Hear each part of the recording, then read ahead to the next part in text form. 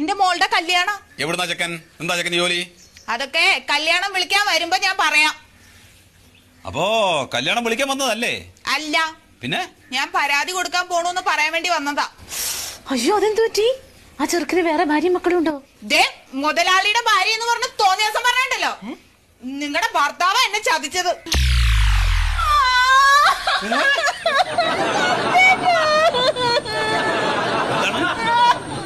എന്താണ് കാര്യം? എന്താന്ന് അറിഞ്ഞിട്ട് പോകടി. എന്താണ്?